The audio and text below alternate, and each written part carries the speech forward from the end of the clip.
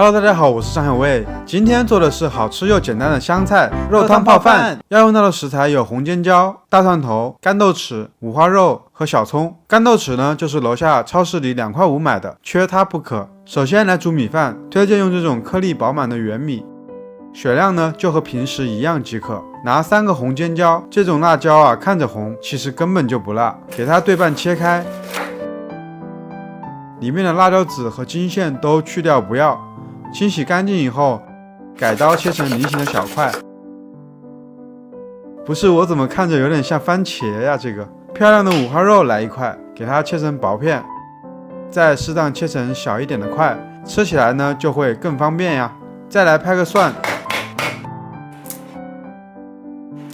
切成大一点的蒜末，小葱也多切一点哦。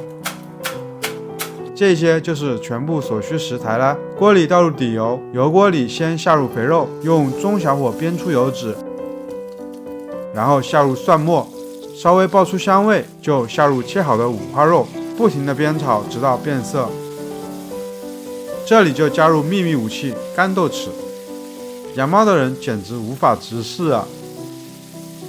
炒出香味以后呢，就加入切好的红椒块，不停地翻炒均匀。等红椒炒到差不多7成熟，就来准备调味：生抽2勺，老抽1勺，蚝油1勺，盐1勺，继续翻炒均匀。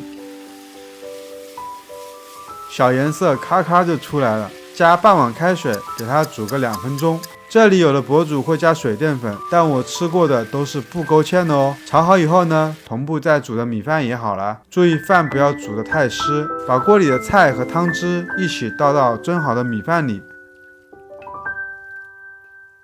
哇，看起来真的很美味啊！接着来搅拌均匀，这个颜色真的很绝啊！这样一份汤汁泡饭想吃吗？收你1个点赞不过分吧？接着撒上葱末，完全是画龙点睛的一笔啊！添到盘子里，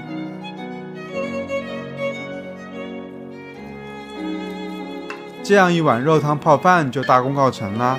湖南人一直都有用油汤泡饭吃的饮食习惯，比如盖码饭什么的，图的呢就是菜、油汤和饭一起吃下肚的爽快。肉汤泡饭原本是某家湖南餐饮店的招牌菜，如果你喜欢吃猪油拌饭的话，一定也会喜欢这道菜的。当然，如果你追求健康饮食，偶尔吃吃用来解馋也并不为过啦。喜欢的话可以点赞、关注、收藏，下次我再造点别的。